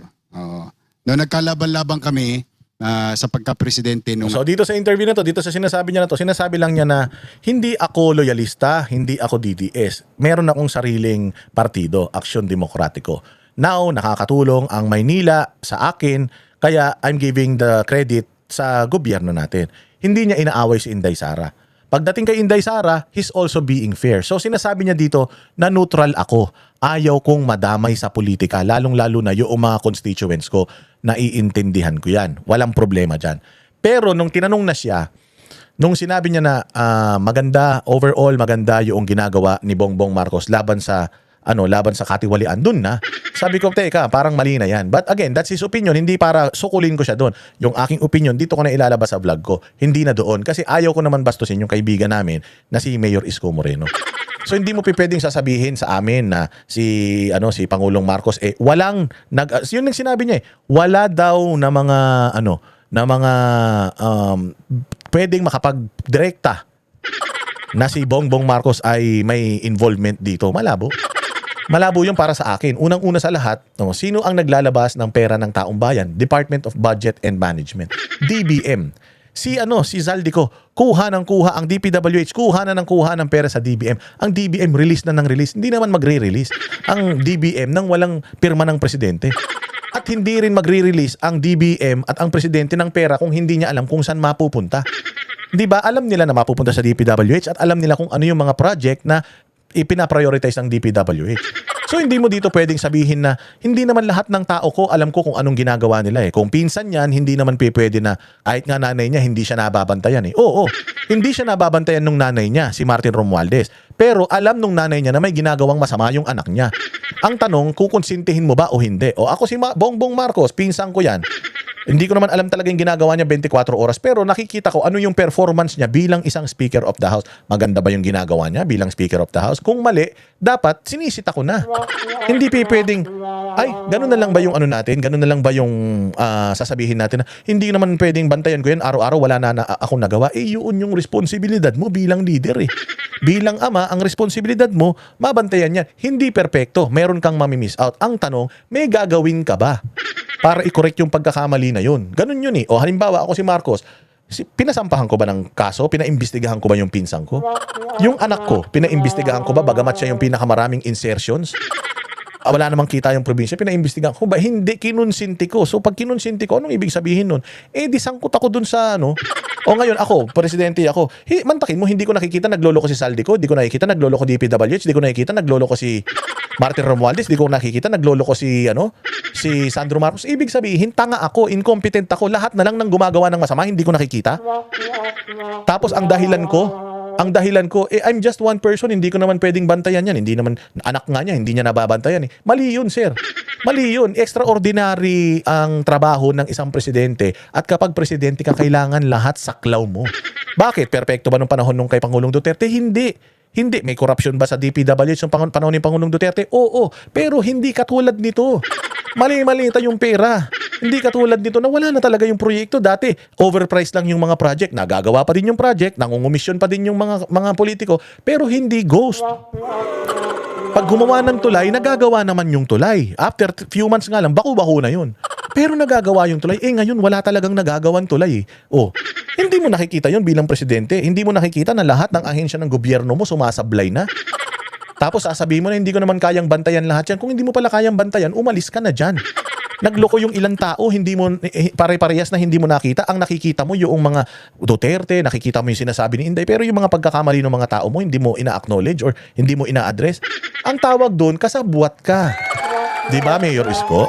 Kasi ang sinasabi niya, katulad niyan, guilt by association. Dahil ba, pinsan siya ni Martin, sangkot na si Pangulong Marcos. Pwede. Bakit? Yung mga posisyon nila, presidente, Speaker of the House. Buti sana kung si Martin hindi siya Speaker of the House. Buti sana kung si Martin, ang ninanakawan niya, yung distrito lang niya, hindi buong Pilipinas eh. Ngayon, i-associate mo silang dalawa talaga. Bakit? Kasi nga, yung chain of command, ganun eh. Presidente, Speaker of the House, Senate President, Vice President, tapos mga Appropriations Committee Chairman, at kung ano-ano pa. Sa'yo lahat yun, ikaw ang ulo nun eh. Hindi pwede mong sabihin na porket pinsan ko, may kasalanan na rin ako. Oo, pwedeng pinsan, wala kang kasalanan, pero bilang presidente, may kasalanan ka. Why? Responsibilidad mo yung Speaker of the House na disiplinahin. Responsibilidad mo yung DPWH, under sa'yo yan. Disiplinahin mo yan, pati yung DBM, under sa'yo yan. Release ng pera, DPWH, release ng pera, walang nagagawang proyekto. Ang laki ng utang, walang nagagawang proyekto. Di ba? So, yun yung sinasabi natin. Kung ang pag-uusapan dito pinsan, hindi siguro pwedeng tama yung sinasabi mo, pero bilang pinsan at saka presidente, malaking weight nun. Malaking problemang ano yun. Oo, talagang pwedeng mag-connive yung mga yan. Kung naman si Mayor Isko, umaling-mali ka dyan. Araw, may mga bagay na nasabi na. Bagamat yung mga nasabi, ang taong bayan ay nagpasya na. Talo ko, Olats, no? 31 million voted for him. Now, if you really believe in democracy, you recognize 31 million. We did recognize it, sir. 4 years na. 4 years na, Yorme. 4 years na siyang nandiyan sa pwesto. Tanungin mo yung mga constituents mo sa Manila, okay ba sila? Okay yung Maynila, pero okay ba sila? Bilang apektado rin naman sila sa lahat ng ng bilihin, presyo ng bilihin, presyo ng gasolina, krimen, droga. Apektado man yan sila, sir. Ikaw din bilang mayor, alam mo yan, bumalik talaga yung droga. Masaya ka ba doon? Yun ang tanong eh. Masaya ka ba sa taas ng presyo ng bilihin ngayon? Masaya ka ba sa mahal ng gasolina? Masaya ka ba how they are addressing the issue? Masaya ka ba na ayuda na lang ng ayuda? Masaya ka ba na walang mga trabaho yung mga Pilipino? O masaya ka ba na nakikita mo ang daming ahensya ng gobyerno halos hindi na nagfa-function dahil yung presidente natin papasyal-pasyal? Masaya ka ba doon? Bilang Pilipino, hindi na bilang mayor ng Maynila, bilang Pilipino, kaya nga ang tanong ko sa kanya, in your personal capacity, not bilang isang mayor, but in your capacity, do you think this government is doing a good job? Di ba? I can say yes, they are doing a good job in Manila, but generally in the whole Philippines, I don't think they are addressing it ng mabilis. Yung pabahay, hindi nila na-address ng maayos. Yung 20 pesos na kilo ng bigas, hindi nila na-address ng maayos. Yung peace and order, lumala. So, masasabi natin na may kulang pa na sana magdagdag sila ng effort. But dito sa Maynila, they're doing okay, they're doing great. Thanks for helping us. But again, if opinion ko lang naman, pwede naman yun. Ito yung nakikita ko na pagkukulang nila. And I hope na ma-address nila for the remaining years kasi kawawa yung mga Pilipino. Kaya mga taga Maynila, pero yung mga ibang lugar sa Pilipinas, kawawa. Kaya sana ma-address nila yan. Nakikita mo naman yan. Imposible hindi mo nakikita yan. May may social media account ka eh. Nakikita mo kung ano yung mga paghihirap na dinadanas natin ngayon, sir. Ganun lang kasimple. Di tapos na. All of Manila voted in our favor. Ayun. Pasig, Taguig, o Makati. Ang Maynila is very unique because we host the seat of power. Malacanang, nasa Maynila. Anong buting idudulot sa mamamayan ng Maynila? 2 milyon sa gabi, 3 milyon sa araw. Kung ako'y makikipagbardagulan. Hindi ka naman, sir, makikipagbardagulan. maglalabas ka lang ng iyong opinion bilang isang dating tumakbong presidente, 'di ba? May advokasya ka. Pasok pa ba sa advokasya mo yung ginagawa ng presidente ngayon? Hindi masamang magbigay ng opinion. Ang mali dito, sabi nga nila, kapag alam mo na may problema tapos nanahimik ka, naging part ka ng problema na yun. Kapag nakita mo na mayroong mali tapos sinita mo, edi naging part ka ng solusyon. Ganun lang naman yun, sir. Sa presidenteng hindi ko kapartido? Or may buti bang mapapakinabangan ang mga taga Maynila kung ang mayor ng Maynila, partido man o hindi, ay nakikipagtulungan sa Office of the President? Okay nga yung makipagtulungan. Okay yung tumanggap. Pero ang tanong, kukonsintihin mo ba yan kung magnanakaw yan, sir? Alam mo na magnanakaw yan. Sa tingin mo magnanakaw yan, kukonsintihin mo ba yan? Siyempre hindi. Okay, tatanggap tayo bilang ama ako ng lungsod, pero hindi ako magbubulag-bulagan sa mga pagkukulang ninyo. So dahil busog ako, okay na sa akin kahit magnakaw kayo, wala akong pakialam. Ganun ba yung gusto mong sabihin? Kasi yun yung idea na fino-float niya rito eh. So long as Manila is okay, so long as I'm getting help from the government at binibigay ko yun sa Maynila, wala akong paki sa iba. So selfish ka pala. Selfish ka pala, hindi ka pala makabayan, hindi mo pala mahal ang buong Pilipinas, ang mahal mo lang Maynila. Buti na lang, hindi ka nanalo ng presidente. Ito personal na opinion ko lang. Hindi to pwedeng maapektuhan yung relasyon natin kay Mayor Isko. Immaterial of names. Whether, let's just say, for example, in the near future, let's just say si Sara Duterte naging presidente. Yan. Halimbawa lang, let's just ano lang tayo. Total, nagkukwentuhan lang naman tayo rito. Pero gusto nyo ba siyang maging presidente? Naging presidente si Sara. Let's just say, salamat sa Diyos, binoto ulit ako ng mga taga Maynila as mayor. Hindi kami magkapartido. Remember, presidente ako ng Aksyon Demokratiko. Kaya nagtatanong na kami ng mga ganitong sagot kasi nga, medyo nagdududa na rin kami sa posisyon ni Mayor Isko. Gusto mo ba maging presidente si Inday Sara? Hindi niya yung sinagot. Pero ang sinabi niya, kung magiging presidente si Inday Sara, binoto rin ako ng tao, makikipagtulungan ba ako kay Inday Sara? Of course. Katulad ng pakikipagtulungan ko kay Bongbong Marcos. Pero kung halimbawa si Inday Sara magnanakaw, so hindi mo rin sisitahin si Inday Sara. Kung halimbawa si Inday Sara pumatay ng maraming mga Pilipino, tinuloy niya yung war on drugs tapos mas malala yung kanya, tapos feeling mo umaabuso na yung mga pulis sa kapangyarihan, are you still gonna turn a blind eye dahil lang yung Maynila busog? Diba? Yun yung mga tanong dun eh. I have my own party. Makikipagbardagulan ba ako sa kanya? Most likely hindi rin. Why? Una, binoto siya ng taong bayan. Siya ang binoto ng taong bayan. Igagalang din natin yung boto ng taong bayan. Makikipagtulungan din ako sa presidente. In that future. Or let's just say, another person, para hindi na tayo, yung two warring group lang. Let's just say, napagpasya ni Secretary John Vic na tumakbong presidente. Yan. Naging presidente siya. Hindi mangyayari yun. Hindi, pero puntuhan na lang. Usapan lang. Di ba, yung ibig kong sabihin na we have our opinions, we have our politics. Sinasabi rin namin yung politika namin, pero hindi namin isinusuksok sa bibig ni Isko. Because alam namin na meron siyang sariling opinion and we respect that. And nakikita nyo naman si Isko, kahit binabanatan namin si Bongbong dito, hindi rin naman niya kami binabara eh. Pinababayaan niya rin naman kami na ilabas yung opinion namin. After all, Vox Populi ito eh, boses mo yan. So naging successful ba itong itong interview na ito o hindi? Para sa akin, naging successful yan.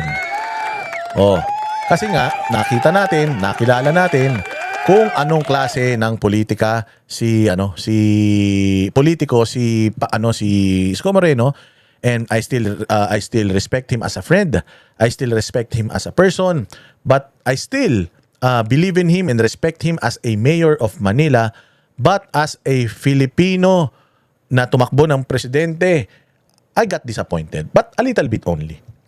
Kasi hindi naman importante, hindi naman significant si Isko sa buong Pilipinas eh. So sa ngayon, dahil nga hindi naman siya tumatakbo eh.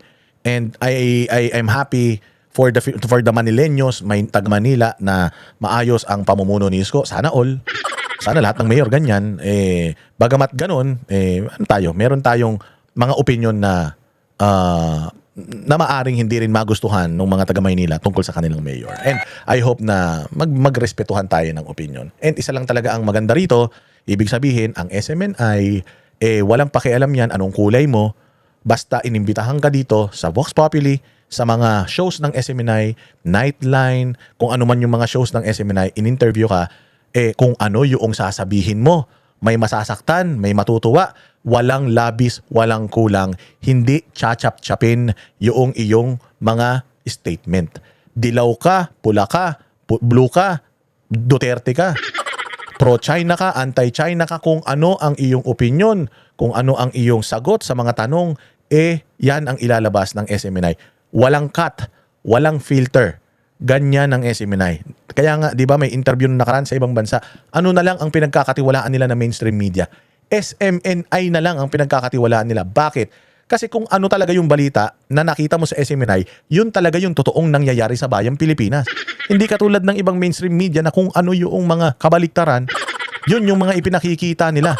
Walang hiya na yan. So ito, bago tayo matapos, puntahan pa natin yung ibang mga issues. Ito, mga bossing. Magandang araw. Si Bongbong Marcos, kasi sinasabi Magandang araw na po sa fake inyong news lahat. daw. At, Fake news daw magbibigay yung na ano, ako yung sa inyo ng, wait lang. Sinasabi na fake news daw yung pagkaka-aresto kay Zaldico. Sinasabi ni Harry Roque sa kanyang previous vlog na hindi daw talaga totoo yan, hindi totoo na ano, na ganito na ganyan. Wala daw talagang nahuling Zaldico. Pero talagang dito pinaninindigan ng presidente, bahala na kayong mag-decide whether sino nagsasabi ng totoo, si Harry Roque na nasa Europe o si presidente na patulog-tulog lang. Bahala na kayo. Pero ito, paki-play natin yung kanyang kakabigay lang na statement tungkol kay Harry Roque. Pahayag tungkol sa kalagayan ni Zaldico.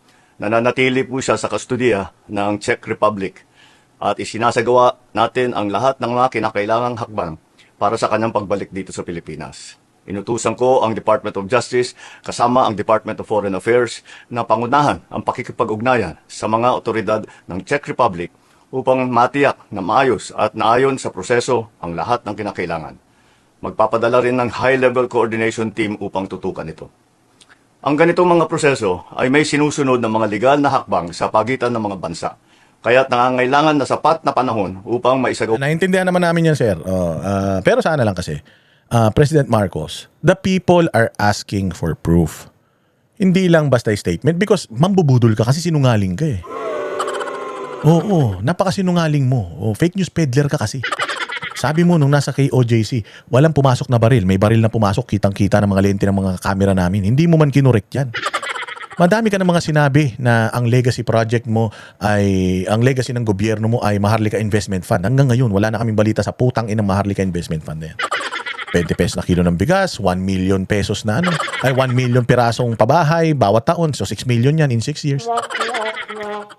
Lahat, wala na nagkatotoo. Maganda ang ekonomiya, maayos ang healthcare system, maayos ang ating peace and order, wala ng drugs. Ang dami, lahat na sinabi mo baliktad, hindi na naghihirap mga Pilipino. Masaya ang mga Pilipino. Lahat na sinabi mo palpak. Kaya nga hindi na naniniwala ang tao sa'yo. Kaya every time that you're saying something, you should always show proof. Kasi nga, ang tingin ng tao sa iyo, pinsa mo si Pinocchio. Satanas ka. Gusto nga ng tao mamatay ka na eh. Gusto nga ng tao, ayaw na nga nilang dumating sa 2028 dahil hindi nila alam kung anong katarantaduhan ang gagawin mo from 2026 to 2028 eh. Ang gusto ng tao, mamahinga ka na, umuwi ka na ng Ilocos, matulog ka, pagising mo 2028 na eh. Ayaw mo rin lang namang magtrabaho at mapagod eh. Lumayas ka na. Yun nga ang gusto ng mga Pilipino eh. So sana man lang, may mga issue na naman ngayon na nakaraan, may issue na may health problems ka, nag-jumping jack ka lang, ang dali-dali naman magpakita ng medical bulletin kung talagang wala kang tinatago o addict ka daw, ang dali naman magpakita ng drug test kung hindi ka talaga addict. Ngayon, sinasabi ng mga kababayan natin, wala, fake news lang yan. Pinapaasa lang tayo niyan. Tapos ngayon, pinagpipilitan mo na meron. Sana yung sumunod na labas mo, nagpakita ka na ng ebidensya. Hindi nyo ba kayang kumuha wala ba tayong embassy sa Europe? Para pumunta man lang doon, humingi tayo ng picture. Kasi nagawa nyo yan kay Arnie Tevez eh. Walang naniniwala noon na si Arnie Tevez nahuli. Pero nung ibinalita ng media to, may drone pa, may picture siya habang nakaupo doon sa opisina, noong detention facility. May mga proof noong si Alice Guo nahuli. Pero bakit dito kay Zaldico, napaka-importante ni Zaldico sa problema ng Pilipinas, bakit wala kayong maipakitang proof? Prueba lang naman ang gusto namin para at least makapaghanda na kami. Gusto namin umuwi na talaga sa Pilipinas yan para maituro na kayong dalawa ni Romualdez. Para wala nang magawa si Pamphilo Lacson kundi buksan ulit yung Blue Ribbon Committee at ipatawag lahat ng mga tao para mapatunayan kung sino talaga ang may kasalanan. Na ang may kasalanan talaga, ikaw, si Romualdez, yung anak mo at saka yan si At saka yung hudas na si Saldico na yan, kayo-kayo talaga ang arkitekto ng mga magnanakaw sa gobyerno eh. Hindi ba? Para talagang maging masaya na kami kasi gusto ba namin mahuli si Saldico? Oo, putang inang Saldico na yan, magnanakaw, ang hayop na yan. Gusto namin maiuwi na sa Pilipinas. Pagkatapos nga niya kayong ituro, gusto namin bigtiin na yan eh. Gusto nga namin ipako na sa krus yan eh. Tapos hayaan na maubusan ng dugo hanggang mamatay, mahirap. Yun nga ang gusto namin talagang mangyari kay Saldico eh. So ayaw ba namin mahuli siya? Hindi, gusto na namin sir. Magandang balita yung sinasabi mo. Good development yan dito sa ating kinakaharap na problema ngayon sa flood control scandal. Pauwiin na natin pero maganda ngayon pala ipakita nyo na buhay pa. Oo, ayan, pumayat na, tumaba na. Ipakita ninyo para talagang yung sinasabi mo dyan may sense. Walang naniniwala sa'yo kung nagsasalita ka lang kasi sinungaling ka eh. Hindi ka pwedeng pagkatiwalaan. Ikaw ang pinakasinungaling na presidente sa Pilipinas. Kaya lahat ng lumalabas sa bibig mo ngayon, kino-question ng tao. Ang trust rating mo, -9. Ibig sabihin, walang tiwala sa yung tao. So every time dapat na nagbibigay ka ng pahayag, dapat may pinapakita kang ebidensya para at least alam namin alin yung kasinungalingan, alin yung katotohanan. Because when you are speaking, pag ikaw at saka si Claire Castro nagsasalita, -9 ng mga Pilipino ang naniniwala. Walang naniniwala, sir. Ang trust rating mo, bagsak, negative. So walang naniniwala. So may sinasabi ko ngayon dito, may naniniwala ba? Kini-question pa rin nila yung credibility nung ano mo. Nung sinasabi mo, bakit? Kasi nga sinungaling ka. Yun yung credibility na nabuild mo sa mga Pilipino, sir. Pasensya na. Ng tama. We will bring Saldico home and we will do so in accordance with the law. He will answer to the Filipino people. Law and due process daw. Sabi ko nga sa iyo, when you speak about law and due process, hindi na naman kami naniniwala. Why? Walang due process kay Pangulong Duterte nung pinadala mo. Sinabi mo nun. Sinungaling ka, di ba? Sinabi mo hindi ka makikipag-cooperate tapos biglang pinadala niyo si Pangulong Duterte. Ganun ka kasi sinungaling eh. Satanas ka, bongbong. Oo. Putangin na sinungaling kang literal. Kung merong simbolo ng kasinungalingan, mukha mo yun. Simbolo ng katangahan, mukha mo rin yun. Oo. Due process. Hindi nyo yung binigay kay Pangulong Duterte yung due process. Nagsinungaling ka dyan. Nagsinungaling ka rin doon sa sinabi mo hindi mo siya ipamimigay. Tapos ngayon nandoon na siya. Oh, maniniwala ba tao sa sinasabi mo ngayon? Hindi rin. Wisit ka. Hayop. Eto. Pakinggan naman natin itong isang balita na ito. Isang motorcycle rider ang namatay habang hinihintay yung ayuda ng mga putang ina. Yan yung sinasabi ko, Mayor Isko. Tama pa ba yung ginagawa ni Bongbong Marcos? Yung direktibang ibinibigay niya sa mga tao ng gobyerno, yung mga ginagawa nilang pagpapapila, tama po ba yan? Is he doing a good job? Is he doing a good job? Katulad nito, sa haba ng pila, sa init ng araw sila pinapila, puta may namatay. Is he still doing a good job, Mayor Isko? Wag mo namang sabihin na hindi na naman niya kasalanan yan. Di ba? O baka naman piloso po kayo, sabihin nyo, kasalanan ba ni Bongbong kung high blood pala yan? High blood pala yan, bakit nagbilad-bilad siya dun sa araw? Ang punto dito, sir, kung hindi nila pinahirapan yung mga Pilipino sa mga ayudahan, wala sanang mamamatay. Hindi ba dinidigitalize na natin? Hindi ba kayabang-yabangan ng presidente natin yan na i-digitalize na lahat? Digital na? Bakit hindi naging digital itong pagbibigay ng ayuda? Hindi ba digital na yung 4Ps? Bakit ito hindi dinidigitalize? Bakit yung pag-loan sa SSS naka-digitalize? Merong ATM na binibigay ang SSS. Bakit dito wala? Yan ang sinasabi ko sa inyo eh. So is he still doing a good job? Now, question yourself, Mayor Isko. Is he doing a good job addressing the issues of this country? The issue of Manila? Okay, yes. Let's exclude Manila. Is he doing a good job? Pag sinabi mo na, I cannot speak for the other country, the other cities. Ibig sabihin, playing safe ka lang. Hindi ka makababa. Imposible, hindi mo alam nangyayari sa Pilipinas. Imposible, wala kang Facebook, wala kang dyaryo. Hindi ka nanonood ng balita. Taga-bundok yarn. Yun lang. Buhay ang kapalit ng 5,000 pisong ayuda. 5,000 pesos, buhay ang naging kapalit. Magkano ang abaong? Magkano ang nicho? Magkano ang gagastusin mo sa lamay? Imagine, 5,000, pinatay pa yung... Sabi ko nga, noong panahon ni Pangulong Duterte, ang namamatay kriminal. Pero ngayon, ang namamatay yung mga pinapahirapan nila ng mga Pilipino na walang kasalanan sa bayang Pilipinas. Ganyang kasatanas ang gobyerno ngayon, tapos sasabihin mo, is doing a good job. Tay ang isang motorcycle rider sa Quezon City habang naghihintay sa payout ng fuel subsidy. Narito ang Agenda Weekend Report ni Charmaine Abong ng Abante. Isang motorcycle taxi rider ang kumpirmadong nasawi habang kumukuha ng 5,000 cash relief assistance ng DSWD. Ayon kay Social Welfare Spokesperson at Assistant Secretary Irene Dumlao, nahimatay ang rider habang nakapila kahapon sa Quezon City Memorial Circle. Bahagi ito ng itinagdang special payout ngayong weekend para sa MC taxi at delivery rider sa NCR na hindi pa nakakakuha ng ayuda. Personal naman na nakausap ni Secretary Rex Gatchalian ang pamilya ng nasawi. Tiniyak naman ng ahensya ang tulong sa pagpapalibing sa rider at iba pang mga pangangailangan ng pamilya tulad ng pagpapatuloy sa pag-aaral ng anak nito. Samantala pa Yan yung tinatawag natin na the damage has been done. Proactive, hindi reactive. Why? Bagamat nilagay natin sila dito sa maraming puno, Quezon City Circle, malilim naman yan, pero mainit pa rin kasi yung kapaligiran, mga sir. Marami naman siguro tayong mga aircon facilities, di ba? Gastos na rin naman ng gobyerno, gumastos na ng tama. Ilagay natin sila dito, mainit din, walang kain, haba ng pila, walang tubig. Naku po, talaga naman madidisgrasya mga kababayan natin. Ngayon, si Rex Gatchalian, nasa aircon kasi yan. Ang sarap ng buhay niya sa opisina niya. Oo, kaya ganito, yung mga nagbibigay ng pera, masarap din ang buhay dun sa mga tent na mga naka-aircon. Imagine mo, haba ng pila na yan. Sabi nila yung pila daw mula Quezon City Circle hanggang Fairview, ganun daw kahaba yung pila na yan. Talagang madidisgrasya ka dito sa init ng panahon. Dapat yung mga ganyan, sabi ko nga, noong kampanya, nakakapagbahay-bahay kayo. Nung kayo ay binobola nyo yung mga Pilipino kung saan lupalop ng mundo nakakarating kayo. Bakit ngayon, hindi nyo kaya magbahay-bahay para magbigay nitong mga ayuda na ito? Magastos? Magastos pala, pucha, huwag kayong magnakaw. Mga kawatan kayo Tapos sasabihin nyo, nagtitipid kasi tayo. Tanginan nyo, kami lang nagtitipid, kami lang tinitipid nyo kayo sa sarap ng buhay nyo.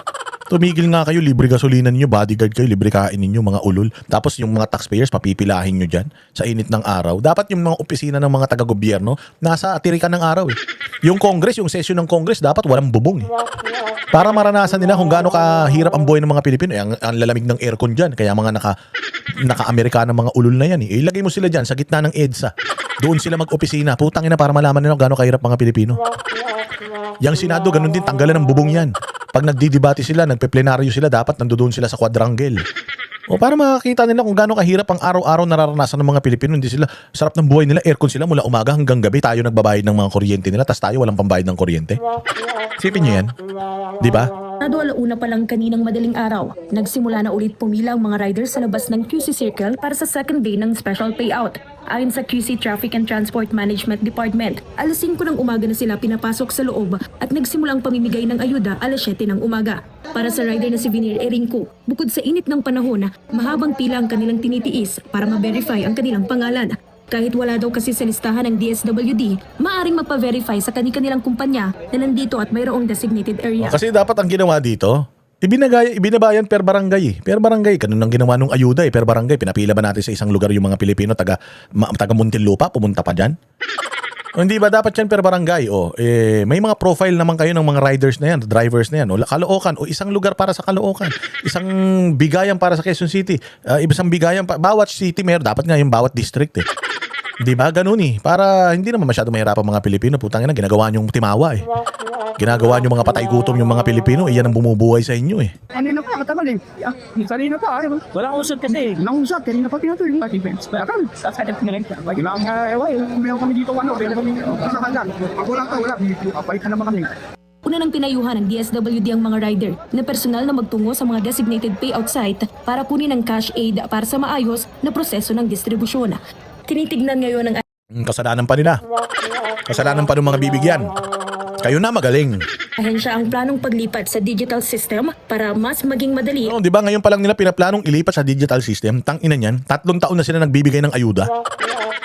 3 years na kayo nag-aayuda. Pang-4 na taon na, ngayon nyo palang naisip na i-digitalize mga gago kayo. Tang-ina. Is he doing a good job, Mayor Isko? Is Bongbong Marcos doing a good job? Huwag mo sabihin na hindi naman niya kayang manduhan. Hindi yun.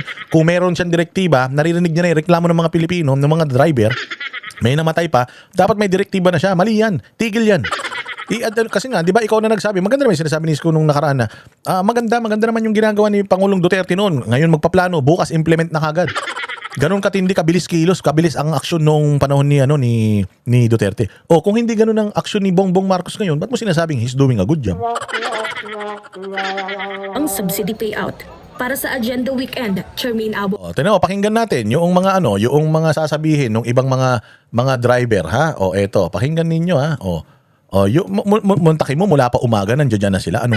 Anong petsa na? O, pasok. Ang pagbigay ng ayuda, dapat hindi pinapahirapan ng tao. Hindi katulad ng nakarang presidente, pag nahihirapan ng tao, gagawa sila ng paraan. O, yun, anong sabi ni Kuya? O, nung nakaraang presidente, sino yan? Mahirap. Sino yan? Pinahihirap. Nung nakaraang presidente, pag nagbigay, pag nakita nilang may mali, inaayos kagad nila. Dinalagyan nila ng sistema. Mantakin mo may sistema na nung pagbibigay ng ayuda nung kay Pangulong Duterte, ba't nawala ng sistema ngayon? Ibig sabihin, gago yung administrasyon ngayon. Pwede mo naman sundin yung manner ng pagbibigay ng ayuda noon Bakit ngayon hindi? Kasi noon, walang corruption yung pagbibigay ng ayuda. Ngayon kasi, putangin na mga magnanakaw, mga hayop na yan. Kaya hindi nila sinunod yung sistema ng pagbibigay ng ayuda nung panahon ni Pangulong Duterte. Buong Pilipinas ang binibigyan ng ayuda noon, walang aberya. Ngayon, dito lang, rider lang to, isang targeted na sektor lang ito, hindi nila magawa ng maayos. Hindi nila sinusunod yung sistema ni Pangulo, pati yung check and balances nun dahil putangin na yan, ninanakaw nila yan.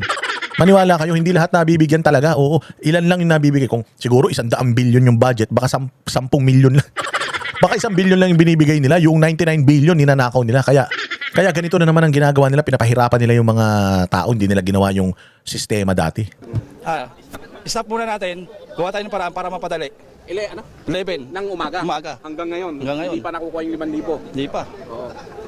5,000 lang kukunin. Kung gaano pinahirapan yung mga tao, mga rider, ganun na lang. Di ba, 5,000 lang. 11 ng umaga nandiyan na.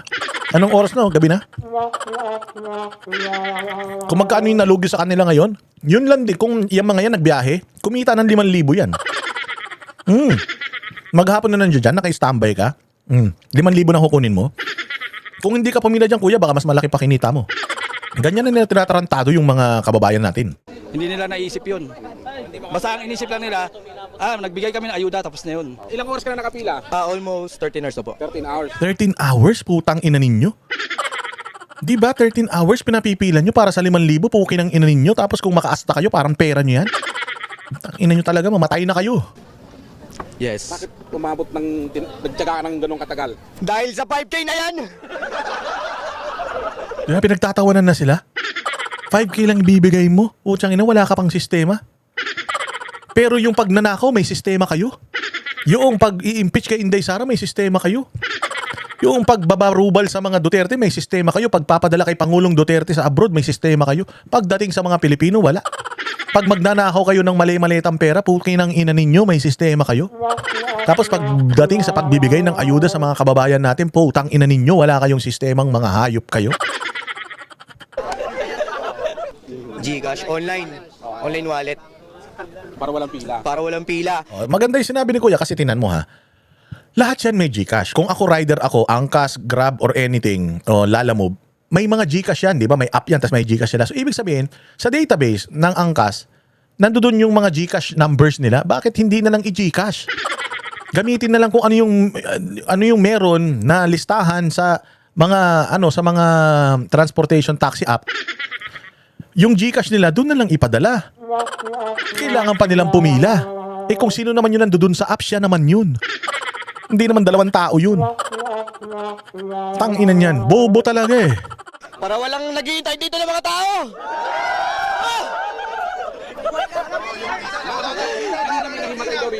Meron na po, may namatay na po dito sa lugar na to. At sumalangit ang kanyang kaluluwa. Ayun po. Dahil sa sobrang Sa init po, sa sobrang lakas ng init. Lahat po ng rider dito ay naiinitan at napapagod. At nauuwaw. Walang libreng tubig. Kahit tubig man lang, walang libre, pukin ang ina nyo. Pero ang mga tubig nyo sa bahay, mga naka-Evian pa kayo, mga buwaka ng ina nyo. Nakabukas ang aircon ninyo mula umaga hanggang gabi, putang inang tinasisira yung mga aircon, hindi nyo hinihinto. Putaragis kayo talaga, tapos ito pinahihirapan ninyo mga kababayan natin. Tang ina nyo, pakyo kayo. Mga hayop talaga kayo. Anong oras kayo pumila? Alas 6 po ng umaga. Tapos, alas 12:30 ng gabi. Ngayon na kami na-releasean. Alas 12:30 ng madaling araw lang narilisan? Tang ina niyan. Paano bang bakit umabot ng ganito kahaba? Medyo mas mabagal yung proseso natin ngayon eh. Oo. Mabagal talaga yung proseso. Tapos yung ang napakasakit pa doon, may namatay pa isa. Pero napakasakit doon. Isa kasama namin na namatay. Tinatake. Wala. Mabagal talaga yung proseso sa loob. Wala. Mabagal. Tapos, Biro mo, alas 6 pumila, ngayon lang nakakuha. 12:30 na, di ba? Napakabagal talaga, sir. O, diba? Now, Mayor Isko, question. Is BBM's administration doing a good job? Yun lang. Yun lang ang tanong. Maayos pa ba itong Bayang Pilipinas?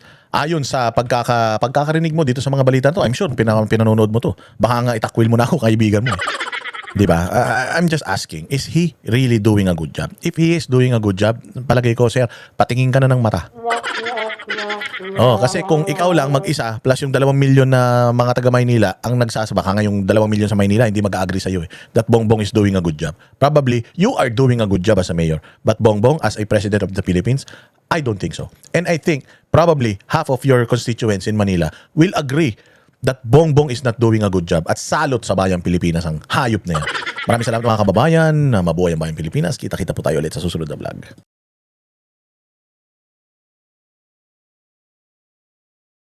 Kami ang boses ng masa, hindi natatakot. Katotohanan lang, di kami nalulunod. Walang bahid ng sismis, lahat ay totoo. Kahit sino ka pa, pag mali ka babanatan ka. Walang pinipili kulay, wala kaming kinikilingan. Basta para sa bayan, kami lalaban.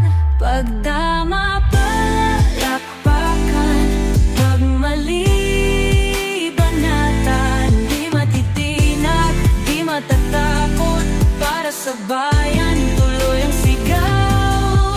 Sa harap ng kamera, walang halong takot.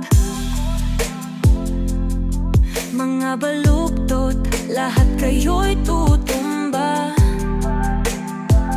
Ang hustisya at totoo, yun lang ang mahalaga.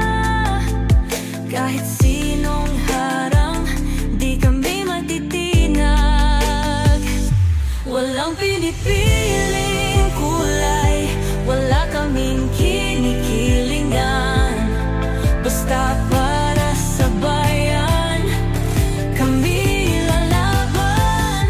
Pagtama palakpakan, pag mali banatan. Di matitinag, di matatakot, para sa bayan tuloy ang sigaw.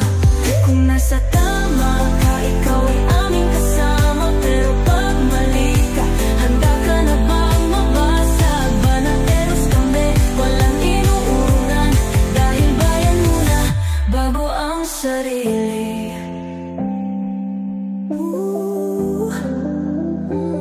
Bago ang sarili.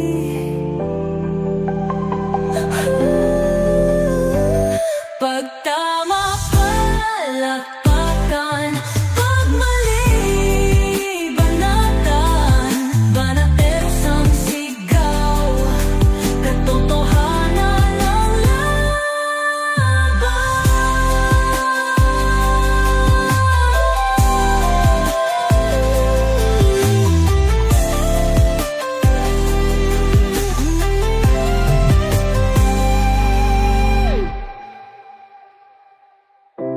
Sa